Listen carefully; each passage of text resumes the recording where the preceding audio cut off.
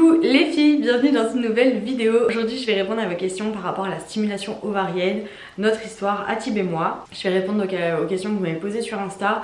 Normalement je réponds sur Instagram, donc quand vous avez des sujets qui vous intéressent, n'hésitez pas à me suivre sur ce réseau. Sur le compte Healthy Life Marie sur Instagram, mais sur Pinterest, TikTok, mon blog, tout c'est Healthy Life Marie. Là c'est vraiment une vidéo que j'ai envie de vous laisser.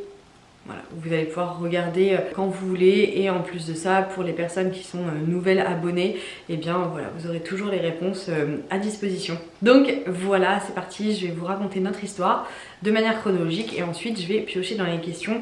Donc on s'est marié en 2014 avec Tib, en 2015 on a fait notre voyage de noces, donc ça c'était en mars 2015. Pour celles qui me suivent depuis longtemps, vous savez que j'ai vécu le harcèlement au travail pendant plusieurs années, et donc j'étais dans le milieu bancaire pour celles qui vont me poser la question. On part en voyage de noces, ça se passait très mal au travail. Moi là-bas j'étais un peu à me dire j'ai le temps pour avoir des enfants. Je savais au plus profond de mon âme que j'en voulais, c'était évident. Mais voilà, j'étais encore jeune à me dire j'ai encore le temps de construire ma famille, je vais plutôt construire ma carrière professionnelle. Mais Tib lui ça faisait des années qu'il me demandait déjà un enfant, mais bon, moi je voulais me marier en premier de toute façon. Et puis là on était mariés, voyage de noces, ça se passait pas bien au boulot. On en discute, je suis très sensible aux signes de la vie, donc je me suis dit c'est peut-être un signe. Ça y est, peut-être que j'ai des craintes sur la grossesse, parce que j'avais des craintes sur la grossesse qui font que je repousse un peu le moment alors que je meurs d'envie d'être enceinte, que j'adore les enfants. Donc je me suis dit allez c'est le moment, on arrête tout et on se lance dans la conception d'un bébé. La chose étant c'est que je n'ai pas du tout retrouvé mes règles, donc 1 mois, 2 mois, 3 mois, arrive le mois de juillet, j'avais déjà vu mon docteur qui me suivait, mon médecin généraliste, et je lui en avais parlé en me disant bah tiens j'ai arrêté ma pilule, j'ai toujours pas mes règles, alors que j'étais vraiment réglée à la pilule quoi. Et puis avant de prendre ma pilule j'ai toujours été très bien réglée.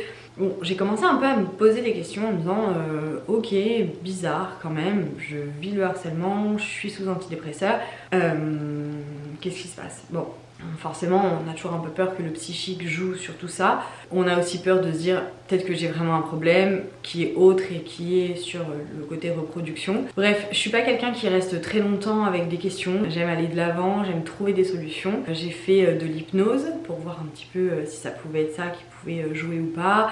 J'ai vu mon médecin qui m'a dit non mais de toute façon vous devez attendre entre 1 an et 1 an et demi avant qu'on puisse envisager de s'inquiéter. Et là je me suis dit non mais elle va pas me faire attendre 1 an et demi en fait, parce qu'elle a même pas daigné me demander une prise de sang, voir s'il y avait quelque chose qui n'allait pas, dans peut-être un manque de quelque chose, une carence, j'en sais rien. Elle m'a juste dit c'est normal, il faut attendre. Moi j'aime pas ces réponses là, pas du tout. C'est plus angoissant qu'autre chose. On n'a pas l'impression d'être pris en charge aussi très clairement, donc voilà, moi j'ai pas attendu, j'ai changé de médecin. J'en ai parlé avec des copines qui m'ont dit écoute va voir Dr Loiseau à Dijon, il est incroyable et il va te prendre pas au sérieux mais il va te prendre comme un cas à traiter quoi.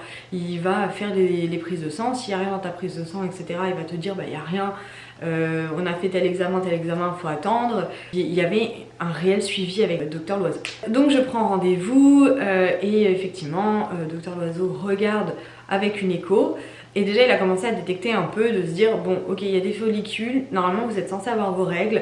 Il m'a dit il y a un hic, on va faire une prise de sang. On a fait une prise de sang et en fait il s'est avéré que mon hypophyse, donc c'est la glande du bonheur, ne fonctionnait pas. Donc il m'a dit oui bah de toute façon vous auriez pu attendre longtemps puisque voilà c'est pas comme ça que ça se passe. Et puis donc j'avais toujours mes antidépresseurs que je prenais, aucune contre-indication avec tout ça. On avait regardé sur les sites et tout, les sites spéciaux de grossesse etc.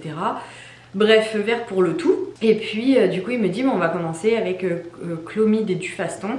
Donc c'est en fait un médicament à prendre à tel moment du cycle que je n'avais pas.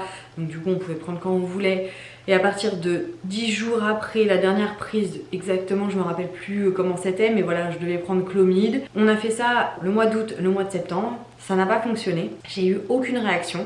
Donc en septembre, après ça, on a du coup commencé les premières stimulations ovariennes au mois de septembre 2015. Et c'est ce que j'ai aimé avec le docteur Loiseau, c'est ce qui m'a toujours rassurée avec lui, c'est qu'il attendait pas en fait, il attendait pas rien.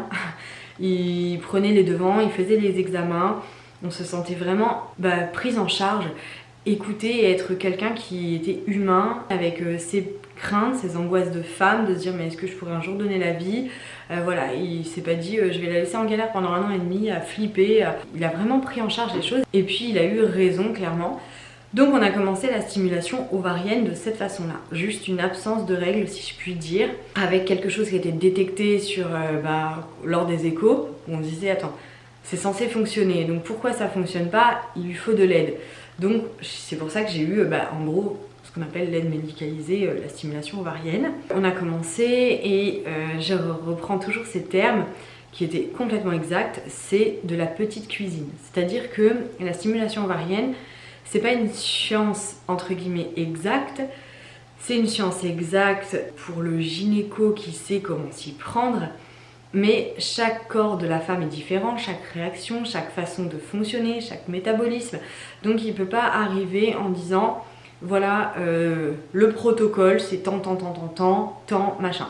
Non, en fait c'est vraiment tous les 2 jours j'avais une échographie à faire pour voir où en étaient mes follicules. Alors au tout début quand on commence la première piqûre c'est pas 2 jours après qu'il faut revenir, je crois que ça doit être 7 jours après ou 8, un truc comme ça, et après là c'est tous les 2 jours selon l'évolution des follicules, mais il y a quand même une phase de lancement un peu. Selon les follicules, comment ils sont, comment ils évoluent, et bien là il adapte, il te dit baisser les doses, augmenter les doses, etc.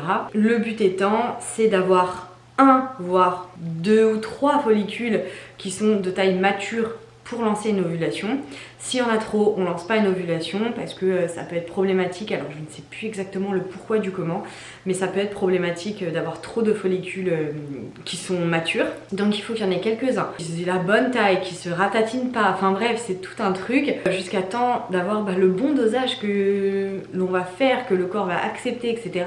Ça prend du temps. C'est pas j'ai fait une piqûre, c'est bon, j'ai une ovulation qui se lance, je connais la date de l'ovulation, c'est bon, c'est lancé. Il y a eu plusieurs fois, on a lancé l'ovulation en pensant que c'était bon et en fait j'ovulais même pas, mes follicules se ratatinaient avant de pouvoir éjecter l'ovule et que je puisse donc du coup qu'il puisse être fécondé. Ce que je peux vous dire de mon retour d'expérience d'ailleurs par rapport à ça, où je m'en suis rendu compte et pour Liana et pour Nathalie, c'est au moment de l'ovulation quand on lançait au vitrel, tout ce qui m'apportait du stress, tout ce qui m'apportait de la tension, vraiment où je sentais que j'étais pas apaisée, j'étais pas sereine, j'étais pas bien. Pas une dispute par exemple, une dispute avec type c'est pas ça, mais un vrai gros truc, une contrariété, un vrai coup de stress, vraiment quelque chose limite qui te donne une suée quoi. Et c'était sûr et certain, ça me ratatinait mes follicules et voilà, j'avais plus rien après. Donc il y a plusieurs fois où en fait une fois qu'on a lancé l'eau vitrelle, on a donc eu nos rapports avec type pour pouvoir tomber enceinte. Et ensuite, au moment d'avoir les règles, on faisait une prise de sang pour savoir si j'avais ovulé ou non. Et il y a plusieurs fois où je n'ai pas du tout ovulé. Donc c'est vrai qu'après je retraçais un petit peu ce qui s'était passé durant le mois et je me disais ah ouais non mais ok à telle date, il y a eu ça, etc. Et je suis tombée enceinte de Liana au mois d'avril 2016. Je suis tombée enceinte aux alentours de mon anniversaire, puisque mon anniversaire est le 19 avril et Liana elle était d'un 18. Et puis après j'ai accouché au mois de décembre. Fin décembre. Donc là ça a été ma première merveille. Je n'ai jamais repris la pilule suite à la naissance de Lily, ni micropilule, ni rien, on s'est jamais protégé. J'ai allaité Liana pendant 8 mois et on dit toujours que l'allaitement de toute façon c'est une contraception naturelle entre guillemets, bien que ça ne fonctionne pas sur toutes les femmes. Mais je n'ai rien repris comme contraceptif en me disant si je retombe enceinte, c'est que voilà, si je peux éviter de connaître la stimulation ovarienne le jour où je voudrais un deuxième bébé, très bien, et si c'est collé à celui-ci, j'accepte. Seulement je n'ai jamais eu mes règles. J'ai du coup revu Docteur Loiseau au moment où avec Thibaut on s'est dit allez ce serait bien qu'on ait un deuxième bébé. En août 2018 je suis à Saint-Raphaël avec une de mes amies qui elle est enceinte, qui a dû faire aussi du faston et clomide, ça ne fonctionnait pas, elle n'a pas été jusqu'à la stimulation ovarienne, mais elle avait donc du faston et clomide. On se rappelait très bien l'une et l'autre comment ça fonctionnait à ce moment-là. Je lui ai dit oh là là, j'ai toujours pas mes règles, donc j'ai fait quelque chose qu'il ne faut pas faire, j'ai fait de l'automédication. Donc je me suis dit allez vas-y donne-moi tes restes du faston et clomide et puis je vais lancer mon cycle et on va voir. Bon. Et puis je suis partie voir le docteur Loiseau au mois de septembre en lui expliquant. Et du coup on a refait des analyses etc. Il m'a dit bon on repart en stimulation ovarienne, laissez tomber. Enfin, en gros on est reparti pour quoi. Donc en septembre 2018 on a recommencé la stimulation ovarienne. Et je suis tombée enceinte ensuite au mois de janvier 2019. Donc pareil, c'était même chez ma Liana, petite cuisine. Un coup ça fonctionne bien, un coup pas du tout. Un coup on arrête en plein milieu en disant ça part pas. Voilà, on a foiré le lancement en gros. La dose n'était pas assez forte. Voilà, il y a eu des petits loupés. Et puis au mois de janvier, ensuite fin janvier, ça a fonctionné. Tout en sachant que j'avais une ovulation qui était prévue le 30-31 décembre 2018. On n'a pas été chez nos amis faire le 31 parce qu'on s'est dit bah non, il faut qu'on consomme et qu'on consomme beaucoup de fois pour être sûr. Si on est chez eux, on va faire la fête, etc. Et moi je me disais mais attends, je me tape pas les piqûres là toutes les 2 minutes. Pour au final foirer un cycle parce qu'on est en 1er janvier, donc là c'était mort. Et je me rappelle, on avait fait un visio avec un live avec Cindy et Greg qui eux aussi ne faisaient rien ce jour-là, cette année-là, et on avait fait donc 1er janvier à la maison avec Liana et Tib. Le 5 janvier je crois on partait à Disney. Je ne savais pas encore si j'étais enceinte ou non. Donc tous les manèges, je les ai regardés et j'en ai pas fait un seul. Mon père ne savait pas qu'on était reparti dans la stimulation ovarienne. Il me disait mais tu fais pas de manège? Je disais non et tout, je fais pas de manège, je préfère que Thibaut il kiffe ensemble, je garde Liana quand vous en faites et puis je profitais avec Lily, etc. Mais bref, en fait c'est parce que j'étais en stimulation ovarienne et j'attendais de savoir si j'étais enceinte. Donc c'est vrai que la stimulation ovarienne c'est aussi compliqué psychologiquement parce que il y a plein de choses qu'on s'interdit, qu'on ne fait pas. Parce qu'on se dit je veux savoir si ça va fonctionner, donc forcément tu te tapes pas les cycles. Encore quelqu'un qui veut être enceinte, qui en rêve, elle fait ce qu'elle fait parce qu'elle se dit ça arrivera quand ça arrivera, voilà tu fais. C'est pas un cycle près limite. Mais quand tu fais la stimulation ovarienne, que ça te fout en l'air tes hormones, que ça te fout en l'air le corps, que tu as des effets secondaires, que tu risques des grosses maladies, parce qu'il faut savoir que la stimulation ovarienne, etc., c'est pas rien. C'est jamais rien de jouer avec les hormones de quelqu'un et notamment des femmes qui ont des hormones assez complexes. Ça reste un gros mystère encore dans la médecine, tout ce qui est de cet aspect conception, etc.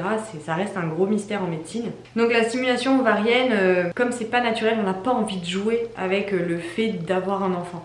Une fois qu'on sait qu'on est lancé, qu'on est dans cette période où peut-être qu'on est enceinte mais on le sait pas encore, on prend un peu ses précautions et voilà. Et pour vous raconter un petit peu quand j'ai réussi à être enceinte pour Liana et Nathaël, je me rends compte que quand même moi mon psychique, mon psychologique joue beaucoup. Pour Liana, j'étais vraiment qu'avec Tib, on était bien. On parlait plus à mes parents parce que ça s'était déjà mal passé sur quelque chose, donc on avait déjà coupé les ponts depuis le mois de janvier. On n'était que Tib et moi, on était vraiment bien, c'était aux alentours de mon anniversaire, donc il avait un peu commencé à mettre toute une ambiance cool et tout. Et puis du coup voilà, je suis tombée enceinte à ce moment-là. Et pour Nathaël, j'étais avec les filles, j'étais avec Val, Laure et Cindy. Et j'étais bien. En fait, voilà, elle venait me voir, je pensais à autre chose. On dit qu'il faut...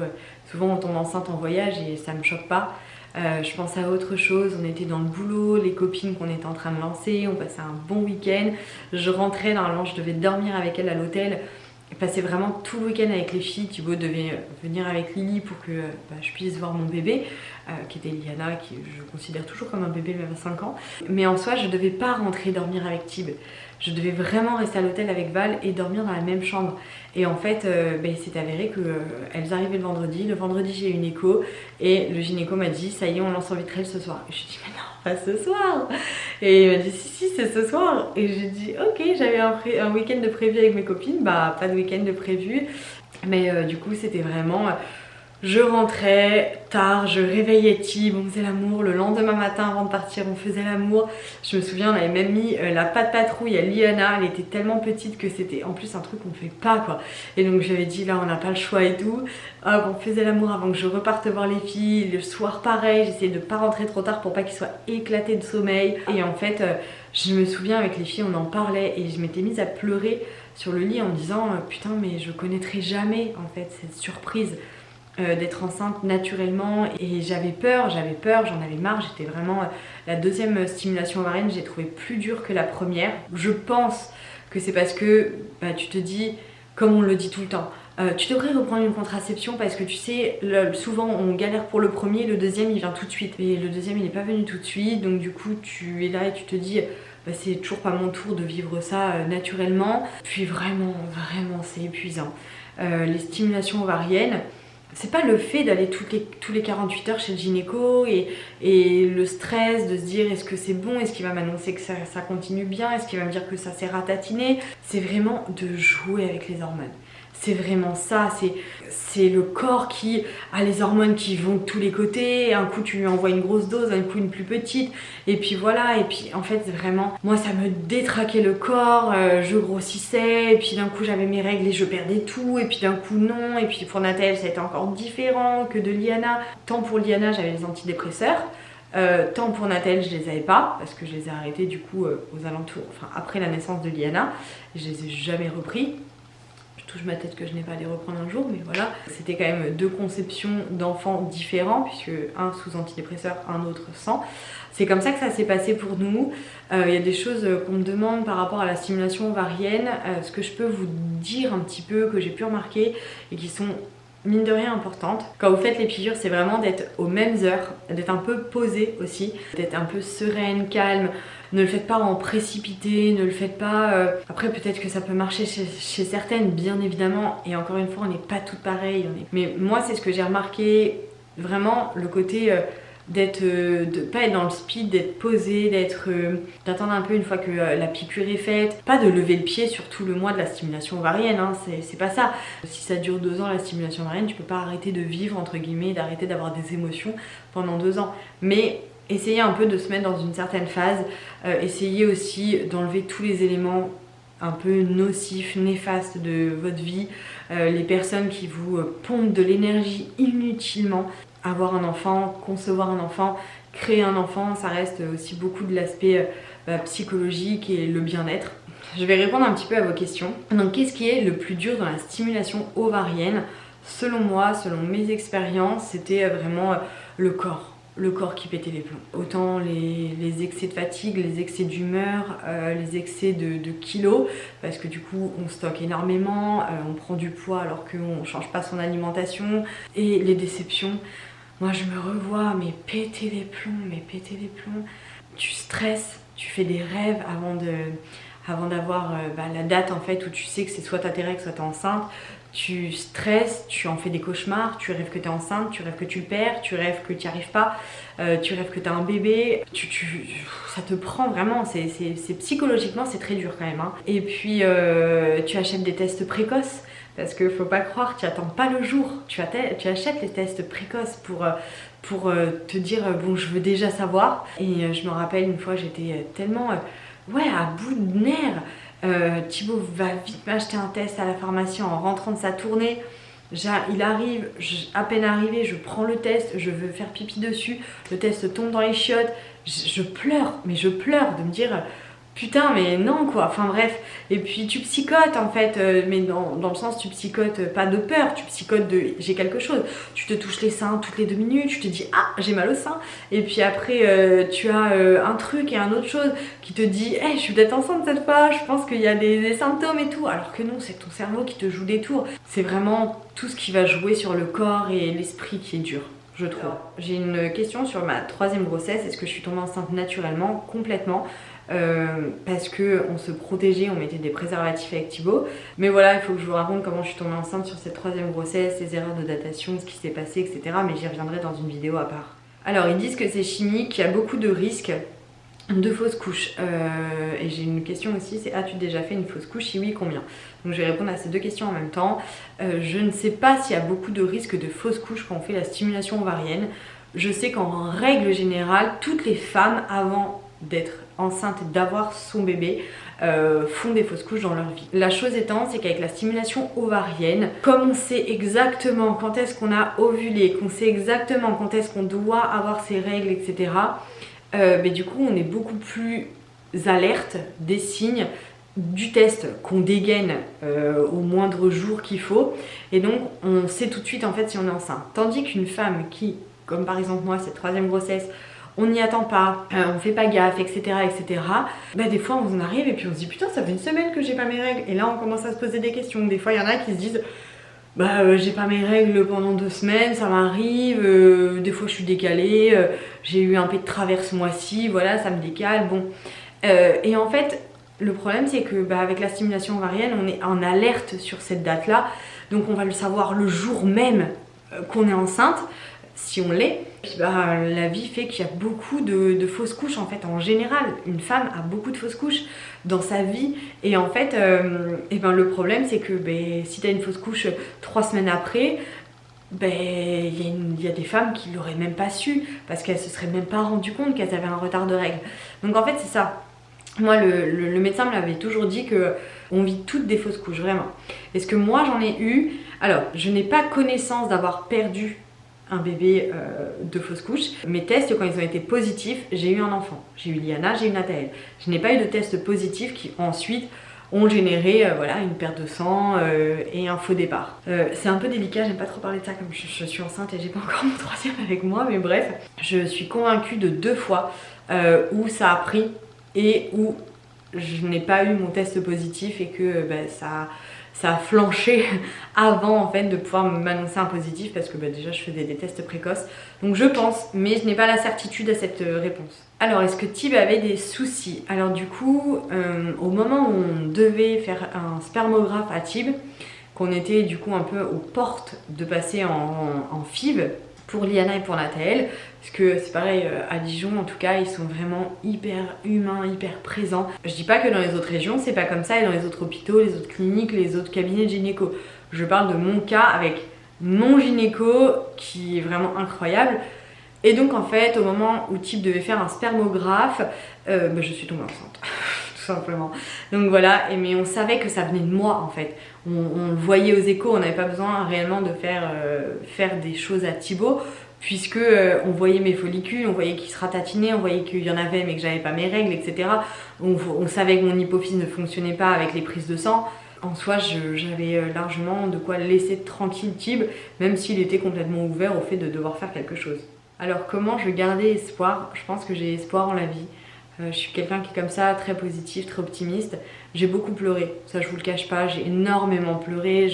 Je me revois à des moments où vraiment je touchais le fond. D'ailleurs pour Nathaël cette fois-là, donc on avait annulé le 1er janvier, j'avais pas fait de manège à Disney. Quelques jours après de retour de Disney, je fais pipi sur le test, il était négatif et j'étais si mal cette fois-là. Et puis j'ai Valentine qui m'a sorti son baby shark et puis... Et j'ai relevé son défi à la con de devoir le danser avec Tib et Liana. J'avais fait aucun effort vestimentaire. Et vos messages d'encouragement, de rire, ça m'avait redonné vraiment le kiff de cette journée. Et voilà, en fait, j'ai toujours essayé de me raccrocher aux petites choses que je kiffais en fait. En me disant, voilà, on va y arriver. Thibaut, il était là aussi, il était vraiment très présent. À me dire, écoute Marie, ça te fatigue, je le vois. T'es pas bien, on arrête, on va voyager, on va faire d'autres choses. Et alors que c'était lui qui voulait un enfant depuis tellement d'années. Alors moi je savais que j'en voulais, hein. Je mourrais pour les enfants, vraiment, vraiment, vraiment. Mais il était là, il était vraiment... lui c'était avec toi, peu importe qu'on ait un enfant ou on n'ait pas d'enfant, mais avec toi je fais ma vie, avec toi je ferai ma vie, et quoi qu'il advienne. Donc il y avait aussi ce côté très rassurant et très présent de la part de Tib. Donc voilà, et puis on était qu'au tout début finalement hein, des stimulations, on était dans le sens où on n'avait pas fait de FIV, on n'avait pas fait de parcours en particulier, mais il y a vraiment des fois où j'ai chialé ma race. Donc comment je vivais les cycles d'échecs entre guillemets, forcément comme un échec. C'était dur, honnêtement c'était vraiment dur. Il y a dans le livre dont je vous ai parlé là, Et que ne durent que les moments doux, il était très dur pour moi à lire ce livre parce que je me suis trop revue en fait dedans. Donc il y a une des histoires où une des mamans explique son parcours et donc elle a eu recours à la stimulation ovarienne et c'est très dur parce que tu te dis genre tu vois un feu rouge, donc tu te dis si dans 3 secondes il passe au vert c'est que je suis enceinte. C'est que mon cycle va être positif ce mois-ci, etc. Puis ton cycle il n'est pas positif parce que c'est pas un feu rouge qui fait que, et que c'était juste pas écrit encore, et tu t'accroches au moindre petit signe, tu te lances des défis, tu te lances, voilà. Et cette histoire de feu rouge c'est exactement ce que je me disais. Quand je l'ai retrouvée dans le livre j'ai pleuré, je me suis dit putain c'est vrai que j'ai pensé ça, c'est vrai que j'ai ressenti ça, c'est vrai que voilà. C'était un vrai moment qui était dur, qui était très dur. Je parcourais toutes les pharmacies du monde pour trouver des tests précoces parce qu'elles en avaient pas toutes. J'ai eu peur de pas connaître ça, d'être maman. j'ai eu très peur. Par exemple, je m'en rappellerai toute ma vie, Véro, donc elle avait déjà Eden, et puis on se voit, donc c'était un 8 avril, on se voit pour son anniversaire, et puis elle nous annonce qu'elle est enceinte de Maë.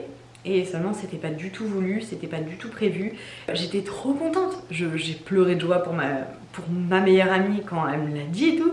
Et puis bah j'ai eu l'après en fait. Quand je suis rentrée, que j'ai pris la route, j'étais toute seule ce jour-là, Tibi travaillait, il avait pas pu venir avec moi à l'anniversaire de Eden. J'étais en chiale, mais en chiale, sa mère, j'étais en chiale. Et puis après, 10 jours après, j'étais enceinte de Liana quoi. Mais bon bah quand j'ai chialé, je savais pas que j'allais tomber enceinte 10 jours après. J'étais pas en chiale de jalousie, mais je comprenais pas la vie en fait, je comprenais pas. Et je me disais mais peut-être que je suis pas faite pour être maman. Je l'avais appelé Tib en lui disant mais peut-être que je dois pas être maman, peut-être que je serais pas une bonne maman. Je me disais mais pourquoi Véro elle peut avoir un deuxième bébé alors que c'était pas du tout voulu, alors que moi je chiale tous les jours pour en avoir un et j'en ai pas quoi. Et du coup tu te remets vraiment en question en fait tout le temps. Et puis c'est pesant aussi parce que des fois tu manges un truc ou tu fais, je sais pas, tu fais du sport et tu te dis, et voilà, j'ai fait du sport, ça ne marchera pas. Alors que c'est pas vrai, bien sûr que ça n'a rien à voir, bien sûr qu'il faut continuer de vivre, bien sûr qu'il faut continuer de faire des choses normales. Après il y a des choses à ne pas faire comme quand au moment où tu es en train d'ovuler, bon bah évite d'aller faire des manèges à sensation où tu as la pesanteur, oui, des choses comme ça. Après non, tu dois vivre normalement. Franchement c'était très dur, c'était vraiment très dur. Alors, est-ce que c'est douloureux, la douleur de la piqûre? Est-ce que c'était ça la question? Est-ce que c'est douloureux la stimulation ovarienne? Psychologiquement et moralement, oui. Le fait de se piquer, non. C'est pas un acte qui fait plaisir, mais non. Après, c'est pas naturel. On fait appel à la médecine pour tomber enceinte. Normalement, c'est quelque chose que c'est ancré en nous, que c'est naturel, que ça vient tout seul, que la vie et le corps humain est censé donner la vie et créer la vie. Donc forcément, déjà, quand tu te fais une piqûre pour tomber enceinte, ton psychique, ton psychologique se dit « tu fais un truc qui est pas normal, c'est pas normal ça, c'est pas naturel ». Donc voilà, forcément. Alors, par rapport aux effets secondaires, effectivement, ça je vous invite à vous renseigner, je sais plus exactement ce que ça fait, mais oui, du façon chlomide, la stimulation ovarienne en général et tout le reste, oui, ça fait des effets secondaires. Mais au-delà du côté effet secondaire que moi je vous ai raconté tout au long de la vidéo que ça pouvait me faire avec les changements d'humeur, etc.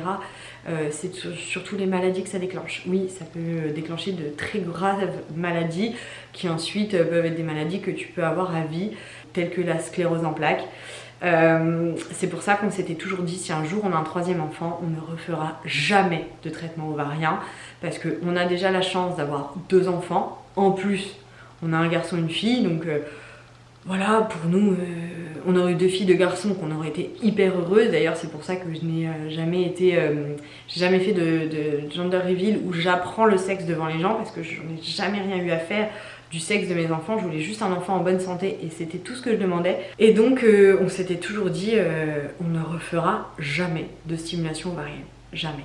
Vraiment, c'était impossible de mettre ma santé en danger pour avoir un troisième bébé alors que j'en ai déjà et que mes 2 enfants souffrent d'avoir une maman qui du coup est malade, a une maladie, pour avoir eu un troisième alors qu'elle était déjà comblée par 2. Voilà un peu le truc. Comment tenir pour le faire 2 fois la stimulation ovarienne? Comment faire 2 fois ça? Eh bien tout simplement la même envie en fait que d'en avoir un quand tu as vécu ce bonheur une fois, que tu sais que tu aimerais 2 enfants parce que tu n'as pas envie d'avoir un enfant unique, tu en veux 2, ça a toujours fait partie de ton idéal de vie. Aussi pour ton enfant, tu as envie de lui offrir cette chance d'avoir un frère ou une sœur. Tu trouves la foi. Tu as tellement eu le bonheur de vivre ça une fois. L'amour avec un grand A qui te tombe dessus comme ça, que c'était tellement mais incroyable. C'est tellement incroyable. Rien que de les regarder jouer, j'éprouve un bonheur en moi, une satisfaction, un kiff, une extase de bonheur vraiment, que quand déjà tu la vois la première avec sa tête, que tu as envie d'embrasser toute la journée, que tu aimes, que tu pourrais passer ta vie à répondre à ces questions qui sont 15 fois les mêmes. En tout cas pour ma part, je vis vraiment les choses de cette façon. Je sais que c'est pas le cas de toutes les mamans, mais bref, en tout cas c'est mon cas. La difficulté tu l'as pas. En fait tu te relances dedans, Oui, t'aurais préféré ne pas te relancer dedans, bien évidemment, soyons honnêtes, mais tu te relances dedans et tu repars. Par contre, c'est plus dur, psychologiquement et moralement, ouais, c'est plus dur la deuxième, en tout cas pour ma part. Voilà les filles, voilà ce que je peux vous dire pour la stimulation ovarienne. Si vous avez d'autres questions, n'hésitez pas à me les poser en barre d'infos, mais je pense que j'ai fait le tour. Je vous fais des très gros bisous et je vous dis à très vite. Je suis obligée de clôturer vite la vidéo parce qu'il faut que j'aille chercher Liana, la tête dort encore. Donc là, il faut vraiment que je m'active le popotin. Si vous voulez donc me laisser des commentaires, aimer la vidéo, vous abonner, me rejoindre sur mes autres réseaux sociaux. Franchement, faites-vous kiffer, c'est gratuit, c'est vas-y, easy peasy. Je vous fais des gros bisous les filles, à très vite.